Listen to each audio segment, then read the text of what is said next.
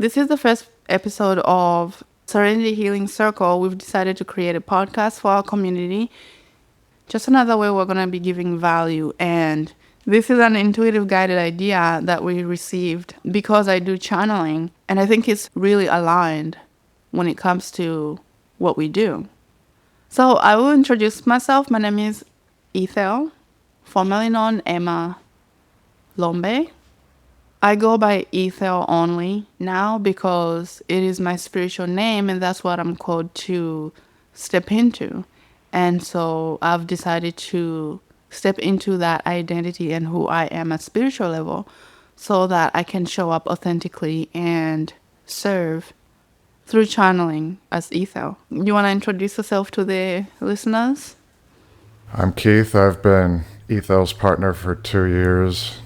We're very excited to create this podcast. I think it's very aligned to what we're doing. I think you're going to find a lot of value in what we're saying on this podcast because it's not just me and Keith that are going to be speaking or like bringing value to the podcast. We're going to talk a lot about channeling and what it is and all that good stuff. Can you talk about your spiritual journey? So I first started channeling when I was, I want to say 12 or 13 years old. And I was living in Zambia. I grew up in a very dysfunctional family. So the family in which I grew up in is not my immediate family. I grew up in the household of my mom's sister's family, or my aunt's family. And it was a big family. So there wasn't a lot of focused attention or like love. As a child, I didn't really receive what it feels like to be in a loving family, you know. So I experienced a lot of abuse. When I was by myself, after I was abused, I started seeing angels around me, basically comforting me and telling me that I wasn't alone. And it was so beautiful. It was good to know that I wasn't alone in this. And they gave me a little comfort. But at the same time, even though I saw angels, I also saw the not so good energies, right? So I would see figures at night, and even during the day, it depended on what was going on. I would see dark figures in the room, or like the corners of the room. They would fly around, and that would scare me. But then when I was by myself, I would receive loving guidance from angels. As I grew older, my abilities to see angels and the other side became even wider. Like, you know, I became more open to that, I should say. It wasn't conscious. It was all unconscious thing that was happening. I would sense energies. So this was like guidance system for me to let me know where was safe to go and where it wasn't safe for me to go. And I remember one time my mom's brother was like, life isn't served on a silver platter. You're going to have to work hard and you're going to have to be basically like, the essence of what he was saying was like, I needed to be in this fight or flight mode because life wasn't safe and people weren't safe. But I knew differently, like at a deep level. I was a very calm child and held a perspective that everything is fine. Like no matter what I was going through, I knew at a deep level that everything was fine anyway. That I was going through what I was going through for a reason. So I held a light about what was happening, and I held a light of knowing that people are good, right? Even though they were acting in ways to show me that they were not good, I knew it was temporary because I would see who they are at a deep level. Oh, by the way, this is when I was living in Zambia, and then in 2008, I moved to the US. In 2008 is when I began working on myself, like, you know, healing the traumas that I went through as a child, because I knew the programs that were instilled in me were a lie. And so I decided to heal that so that I can help other people do the same. Because I knew that the truth was different to what was programmed in me. And so from 2008 to 2017, I decided to work on myself and get certifications in Reiki healing, Akashic Records reading, and became a certified neurotransformational life coach. So I wanted to do that for myself and to also help other people, because I knew that the programs that we get programmed with are not who we are. It can feel as if you are lost when you are in these programs and you don't understand why you think the way that you do, why certain things happen the way that they do. So in 2019, I went to a retreat for coaches, and that's where I experienced my first channeling. So within the retreat, there was a point where we were asked to showcase our talents, and all of a sudden something within me said, well, what if you channeled? It was at that event that I realized that I was actually channeling, that I was actually guided unconsciously in my life up until that point. And they actually showed me images or memories, actually. Yeah, they showed me memories of how they've been guiding me. And then I was like, yeah, of course, that makes sense now. So everyone did their talents where, some people sang, some people did poetry and all kinds of things, right? When I received the question, what if I channeled, I first didn't want to. And so I talked to some of the coaches that were there. I was like, hey, so I do this thing, and for some reason, something within me is telling me to do it here. And I'm really scared. I don't think I want to do it. And both of them were like, do it. It's as if they knew that it was going to be helpful. So they were like, do it. I think, they were like, yeah, it's going to be fun. I think you should do it. And so I was like, okay. I was nervous, but then I did it when it was my turn. So the way they came through me was like, picture a loving essence, right? If that makes sense. Picture a loving essence that is flowing through you and has an energetic field that says that everything is fine, that all is well, everything is okay. And they're very loving, very peaceful. So when they came through me, I immediately went to the background. I was still around, but I wasn't in my body, so to speak. They started explaining to everyone who they are. They are my spirit guides, and they come through me to assist through transformational healing. And they explained what was going to happen. Basically, they said that they're going to channel frequencies of healing through my vocal cords.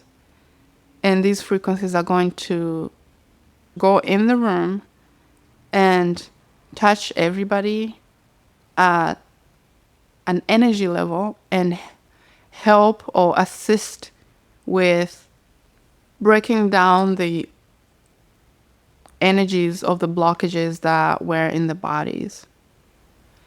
And so after they got done explaining and they came through me, it was this loud frequency that penetrated everyone's, I know that sounds strange, but it penetrated everyone's energy bodies and basically like shattered or like healed the blocks that they were holding in their energy that were not inherently who they are, basically. And so when they got done channeling through me, and it was a loud frequency, by the way, when they got done channeling through me, everyone was just like, wow, I've never felt anything like that before. And they started explaining what they felt when the frequencies were coming through me. That was the first channeling experience that I remember that was profound, because after that, channeling, people wanted to work with me because they felt the value of it. But yeah, so that was the first experience that opened me up to my channeling abilities. I should mention something that happened too at the retreat. When I was channeling, there was a woman behind me in the kitchen that didn't hear the instructions. Now that I'm speaking about it, I'm remembering the instructions were like, just have the intention to clear anything that you want to clear from your body, whatever is holding, whatever blocks in your body, just have the intention to clear or, bring to the forefront of your consciousness that which you wish to release, right? But this lady was in the kitchen doing something, so she didn't hear the instructions. So when the frequencies came through me, they went everywhere, right? Including the kitchen, because the kitchen wasn't too far from the living room area where we were doing the channeling. So when the frequencies touched her body, and they were showing me this after it happened. So when the frequencies touched her body, she rejected them because it was so powerful. She rejected the feeling, and it felt like fear in her body, right? She was like, what is this? After the channeling was done, she came to me and she came to everyone in the room. She's like, what are you guys doing here? What is that? And so it triggered her Christian background. She was Catholic, and she was like, how is this possible? This has to be from the devil, because there's no way that this is, like, there's no way this should be happening. And so she started saying, what about God? What about Jesus? And so everyone in there was like, well, these are gifts, like, we all have gifts, and this is coming from God. She did not want to believe that. It was almost as if the only thing that would make her feel good was if someone said, yeah, we agree with you, it has to be from the devil. But it wasn't like that, because people knew that, we're all different and we have certain abilities within us that we come in with to share with the world. So she tried to be okay with it. She went upstairs. She just kept asking. And the interesting thing was that she was my roommate. So when she went back to our room, someone followed her, just to make sure she was okay. And we were talking to her. Yeah, everything is fine. She's like, no, I don't think I can stay here. This is too crazy for me. And I'm Christian. When I first got here, I didn't know you guys were doing all this. So I found that to be interesting. The same gift that other people found was helpful was the same gift that this woman was saying that it was wrong.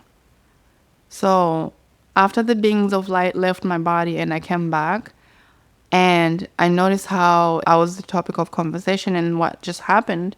And so that experience made me feel bad about myself. I was like, oh, there must be something wrong with me, that what I'm doing isn't okay, and that it is possibly from the devil. And so that made me close up a little bit for a long time. Back to that lady, she decided to leave that very night because she couldn't accept my channeling gift.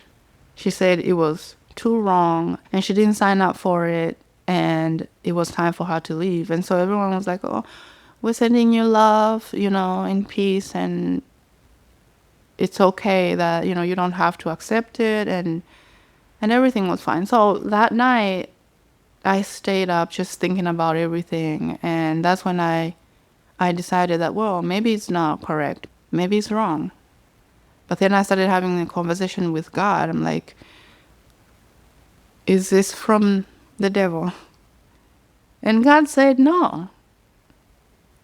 And even though I heard that, I didn't accept it. I was like, yeah, well, my mind is making up the answer because I want it to be not from the devil, which it isn't. And it's ridiculous to actually think about it now as I'm talking that, yeah, because my mind wants to make it okay when it's inherently natural in me. So after that experience, I decided not to channel, but to still work on myself, right? So I still worked on myself throughout the years to become a better person each and every day, and to heal the traumas that was still in my body and the blocks that kept me hidden from who I am, from myself and from others energetically. So that was the first experience of channeling. What does it feel like and what is happening when they're speaking through you? Oh, that is such a good question. What is happening when they're speaking through me? So I'm not here when they're speaking through me. I'm either in the background or when I say in the background, it means that I'm not in my body. I'm literally out of my body. Since I started channeling again, I've been introduced to what is called the rejuvenation chamber. So what the rejuvenation chamber is, it's made of light. It feels comforting, it's healing, and it's peaceful. It's warm and welcoming. It's relaxing. And it almost feels as if you are inside of a very calming cloud. It's slightly warm. It has an energy of nurturing and peace and knowing that there's nothing for you to do but to relax and to enjoy the experience of being in this chamber. So I'm not even here when I'm channeling. And then when I come back, I'm rejuvenated, I'm energetic, I'm happy, I'm peaceful. Because when I'm channeling, there's higher frequencies that are flowing through my body. And so it actually shifts my frequency, the frequency of my body, to a higher frequency. And so when I come back in a body that has been, shifted up into higher frequencies. And even though I'm not here, even though I'm in the chamber or I'm somewhere, sometimes I'm flying. I'm flying over the ocean sometimes. I'm flying over some ocean where I don't even know what it is. It doesn't feel like it's here. It's somewhere in the ethers.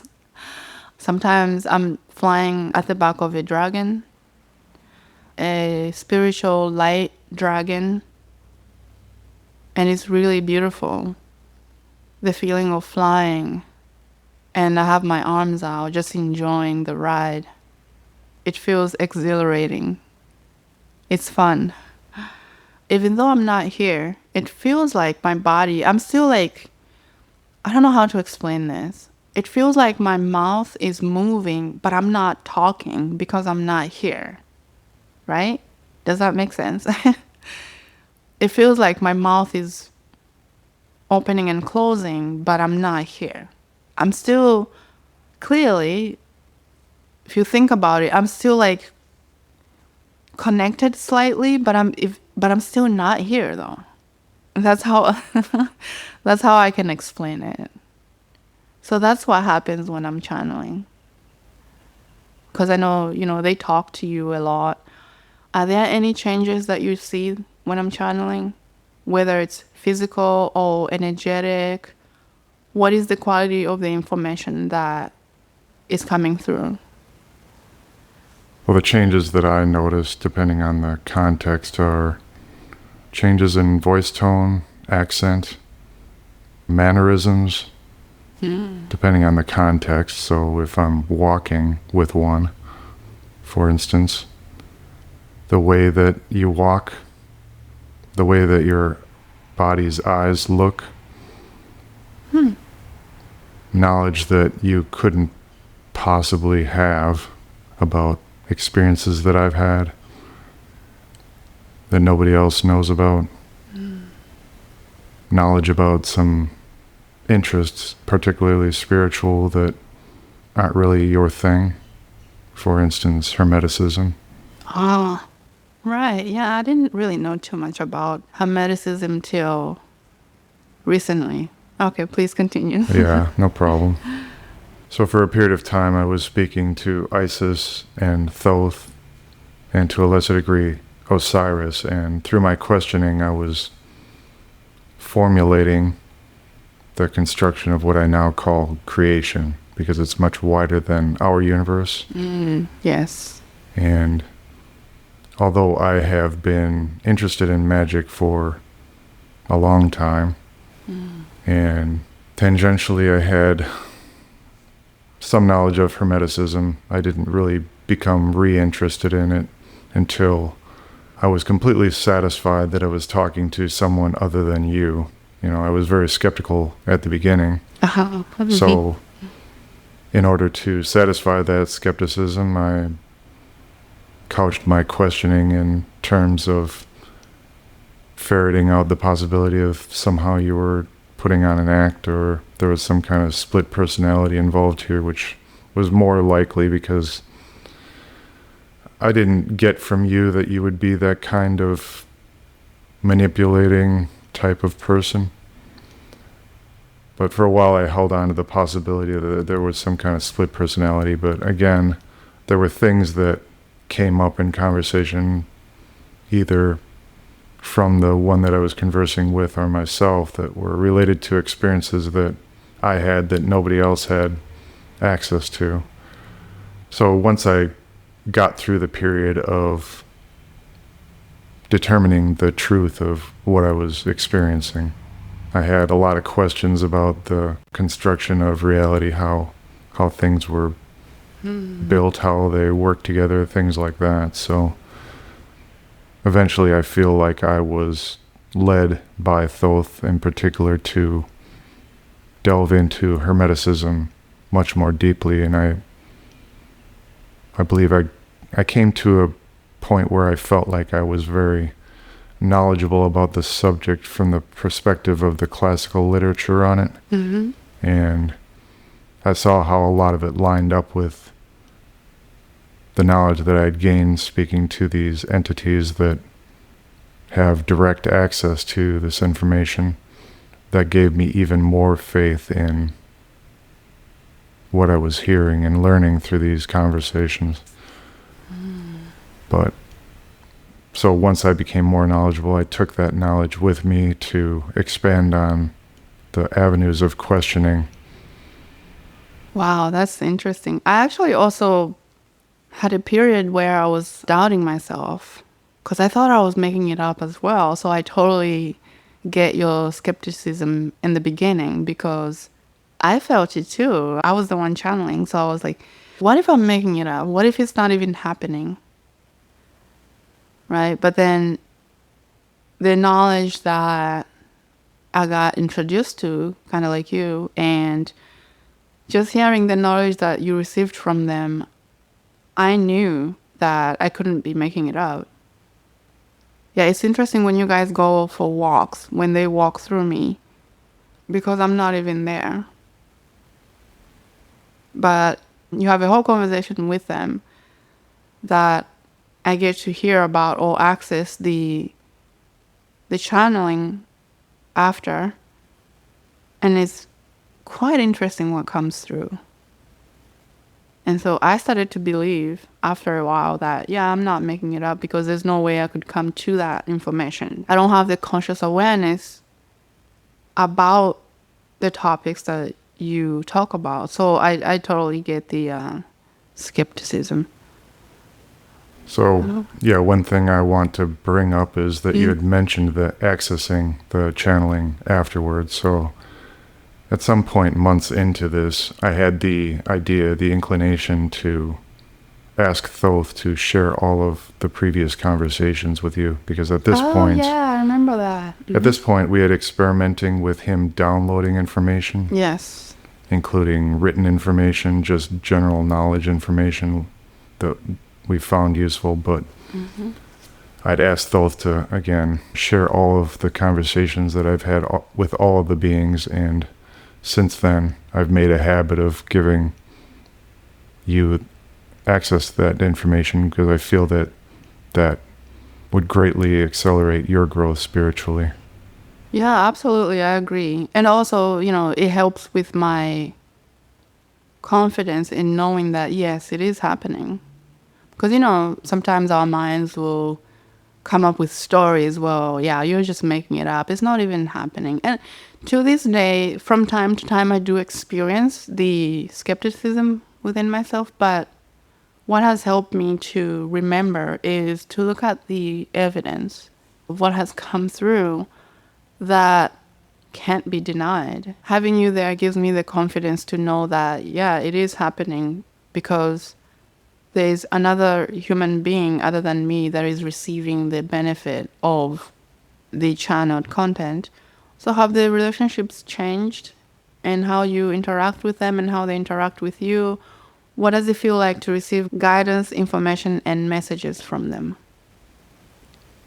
Well, early on, they were a puzzle for me to solve. So I looked at it as an exercise in my ability to suss out the truth and figure out what really is. Right.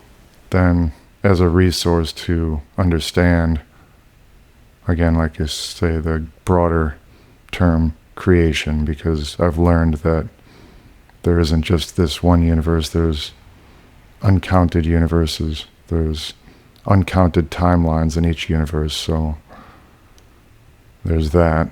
And it's grown to friendship, trusted advisors.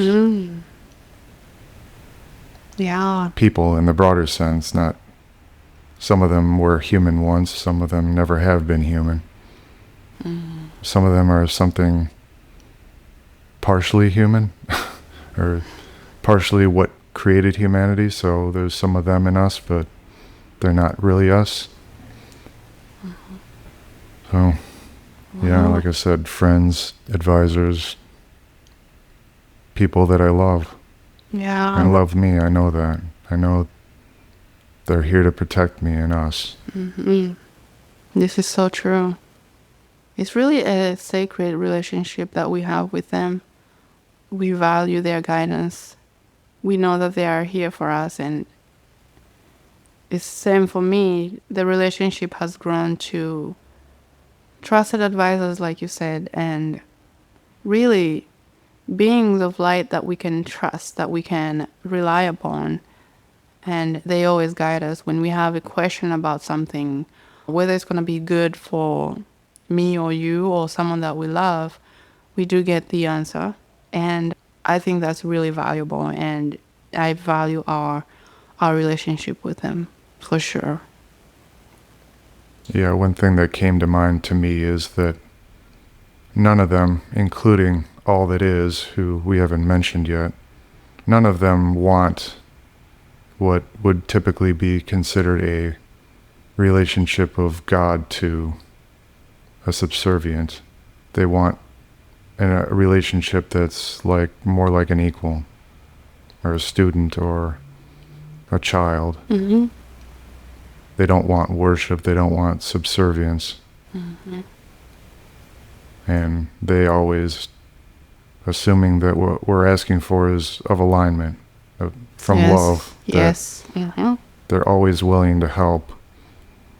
That's a beautiful sign to show you that you're speaking to a being of light that does not want, to be worshipped.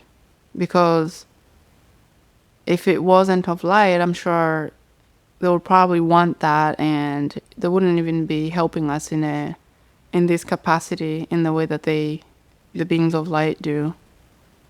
I especially love the perspective of the all that is, that it holds, of not taking things too seriously. It's so a fun game. Like, I know they mentioned one time that we take things entirely too seriously. It's not that serious. And I agree.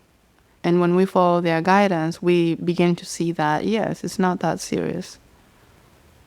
I don't know if you came to the same realization when it comes to how they guide us and how they think about life and what we're all doing here.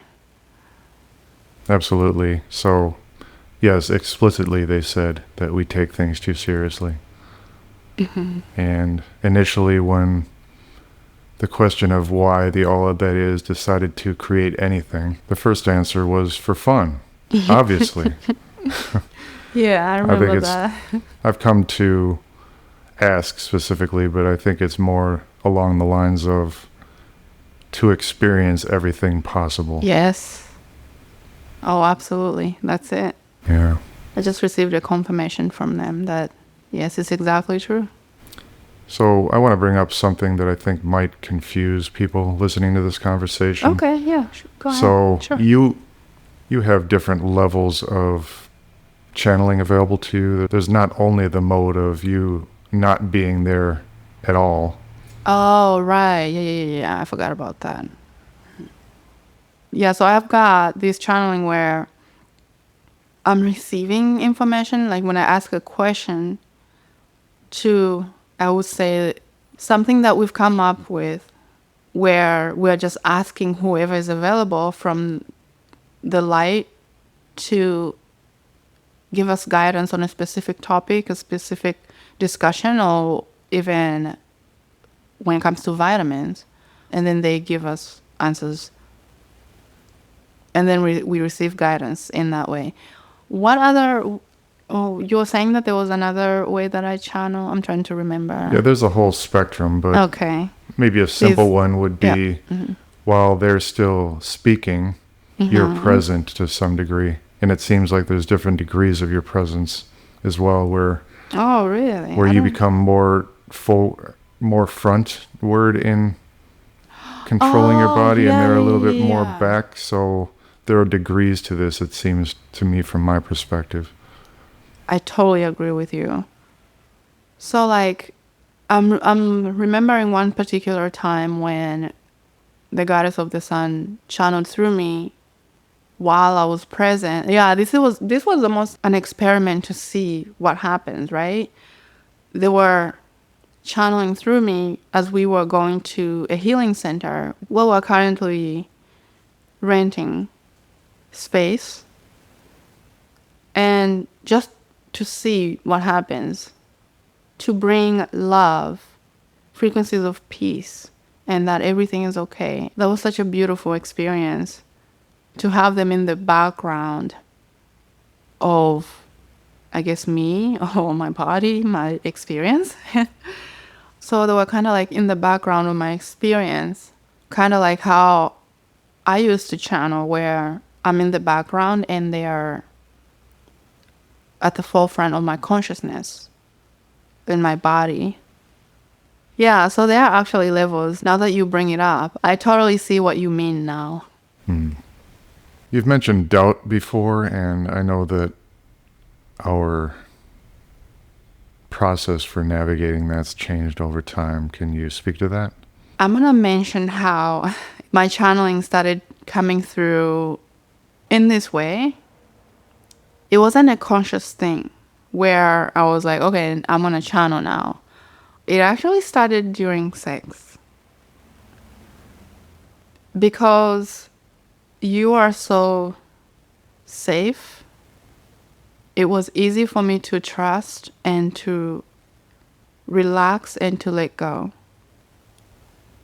When I was in that state, I noticed how I was, this is going to sound weird, but I would almost notice how I was getting out of my body in the moments of surrender. And because I'm so connected to my spirit guides and my spiritual team, they started coming through. Do you remember that? I do, yes. Yeah. So when it was happening, when I first started channeling them, I was like, wow, this is an interesting experience. But at the same time, what I wasn't prepared for was doubt. I started thinking, yeah, I'm probably making it up.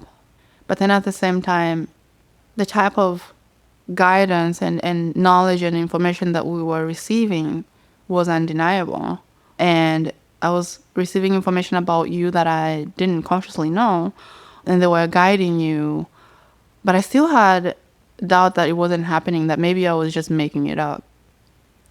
That was big for me for a while. I'm like, why is this happening? Why am I making it up? But I wasn't making it up. So I began going into my Akashic record just to confirm that I wasn't making it up, that it was really happening, right? And sure enough, I received a yes, it was happening.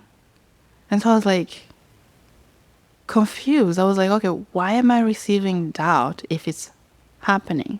And then I went into this way of thinking that was like, who am I to channel these beings of light? Who am I to have this experience? But at the same time, I received a thought that said, who are you not to? Like, who are you not to? Right? And I think this is so important to talk about, because as humans, we go into these, maybe it's because of the programs that we've been programmed with, we have a tendency to put ourselves down and to think that certain things can't happen for us. It's easy for us to be like, yeah, I'm just a human and nothing like that can really ever happen to me because I'm just, Emma. When I went by the name Emma. And it's been a journey, actually, because navigating doubt, they've been giving me guidance through it, to the point where I became okay with the experiences that I was having and accepted them and accepted everything that was going on. And then doubt has now changed. It shows up very differently. Because of our programming, I've even had thoughts like, oh, well, they can't do certain things. But at the same time, I have received from them, if you remember the conversation, that there are actually different ways of channeling, different levels of channeling too. There's more trust now. There is acceptance that it is happening. And like you touched on, our relationships have even changed, as in the relationships are more collaborative and trusting and just beautiful. So like I was saying, there are different levels of channeling. Sometimes I want them to do certain things, but at the same time, I'm not at a level where I can meet them, if that makes sense. I'm learning that there's different ways to handle doubt, and doubt is evolving. As in, I'm learning when I'm in doubt to let go, to relax, and to focus on something else rather than focusing on the doubt itself.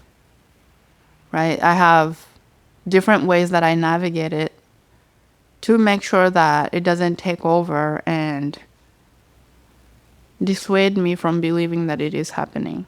Okay. Yeah. How have you handled your doubt?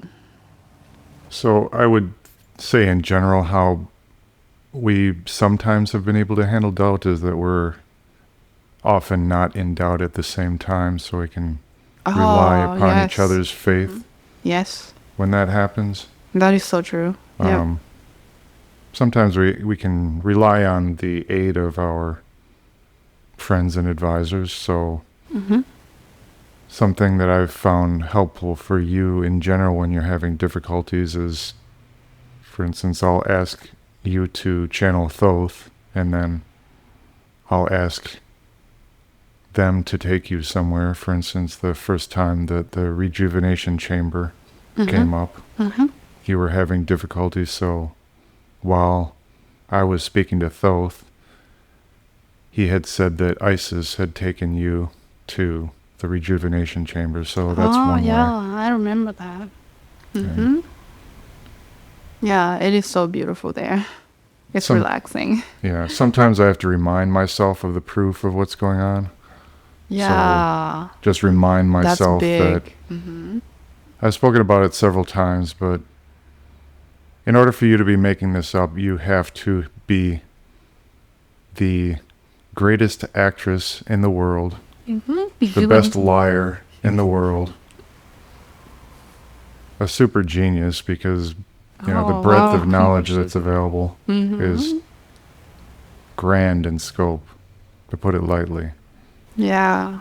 Also psychic, because again, there have been instances where these beings have had knowledge of my own personal experiences, not just external, but internal experiences. Wow. Like what I was feeling and what I was thinking. So all of that would have to be true. And honestly, it's simpler that we are genuinely speaking to these hyperdimensional beings of light. That's a lot simpler than all that other stuff being true. So I know, right? Oh my gosh. I mean, yeah. I guess I am a genius. No.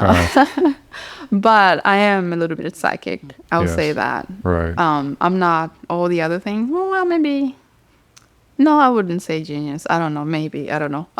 But yeah, you are so correct there. I would have to be all those things and more. And I'll add, I would have to be like manipulative, really. Yeah. In order for me to do all of that.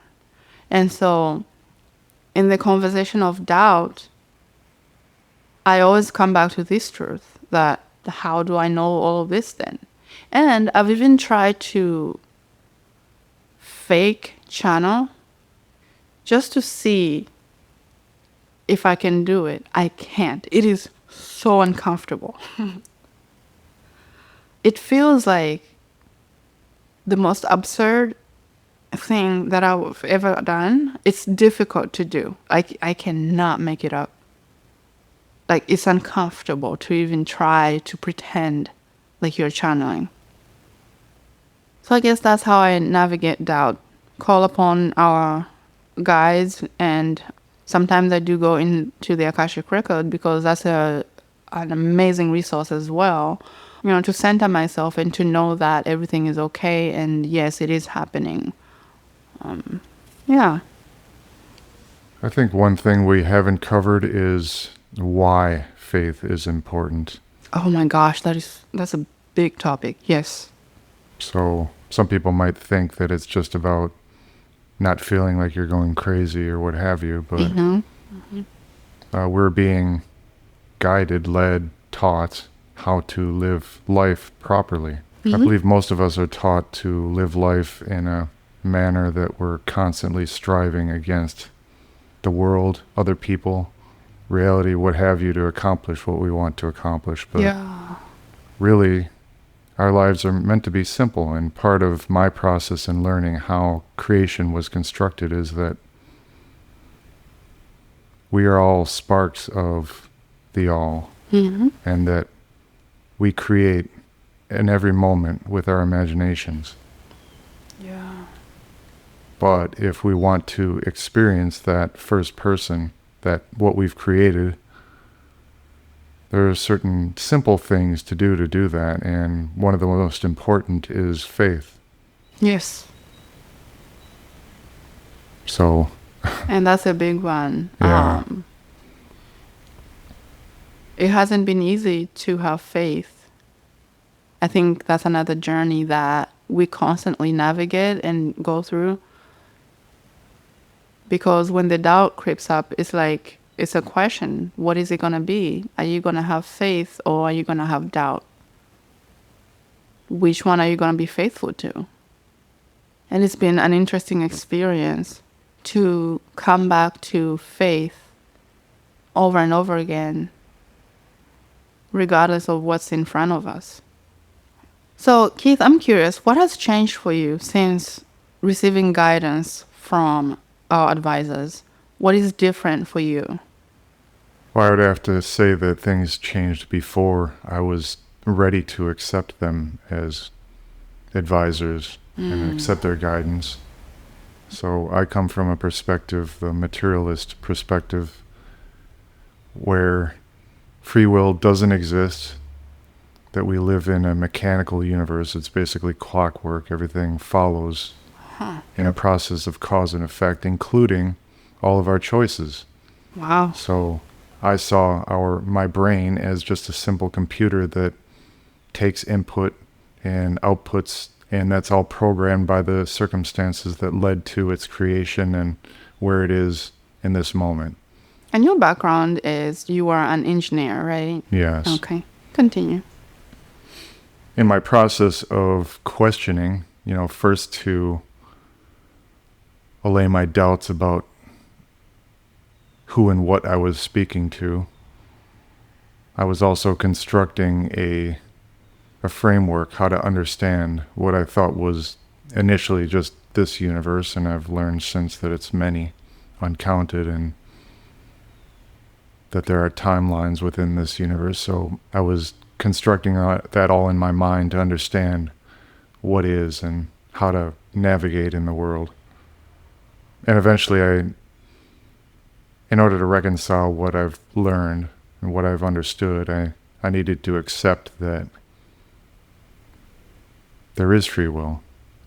And that there's a lot more to existence than I had any reason to believe at all in the past. And to the last point that we spoke about, in accepting the proper process to experience things in creation, in learning that it's best that I drop that attitude toward my life of striving, pushing against things, and taking on spirit, Yeah. faith, and how important that is, and finally allowing myself to take leaps of faith. How profound the changes in our lives have been since doing that. It's amazing to think how different I was barely a month ago. Yeah. And how much I've grown spiritually. You as well. I have grown a lot. And I think part of that is knowing that I'm not doing it alone. To know that you're there with me is a big help on this path. I'm so grateful that we are partners in this, because it's rare to find someone that is willing to go there in spirit. And so I'm very grateful for that. So how has it been for you to learn that, there is free will? Because you've been holding the other perspective for so long. How has that helped you in your thinking and in the way that you see life in general? Well, it gives me a sense of freedom. That's good. And joy. A type of joy, or a degree of joy that I don't think is possible if you feel like nothing that you do really matters, because it's all just a part of a machine turning. Wow. It gives me hope that I can create great things. Yes. I am in God and God is within me. Yes. The same principles that allowed the all to create all that is allows me to create. And I've learned that I am constantly creating. Paradoxically, taking on the worldview of faith, of spirit, rather than toil, striving against everything, having to push against the universe in order to get things done. That sounds exhausting. Yeah. But like I said, there's a paradox there, because unlearning that and learning the new way is taking work too. But, Yeah. there's correspondence there. So in that work, I need to, it's best for me to take upon the attitude of spirit and faith in that work as well. So it's kind of a nested loop there. Yeah. Yeah, I see that. Wow, that's amazing. That's amazing. I'm so grateful that we are creating this podcast and sharing about our experiences with the world. And yeah, we hope you find some value in this podcast. We'll be making more episodes. You had mentioned gratitude, and that is important in so many ways. Yes. I talked about how our friends don't want to be worshipped, but they do appreciate gratitude. Yes. And they do reciprocate. They're grateful as well. Absolutely. So we've learned that in order to experience what you want, what you've created, gratitude is important as well. Absolutely. Yeah. So with gratitude, I close this conversation and look forward to the next. All right. Thank you so much for listening. We hope that you found some value in this first episode. Please leave a review to help us out with the podcast. We appreciate it so much. Until next time, stay tuned.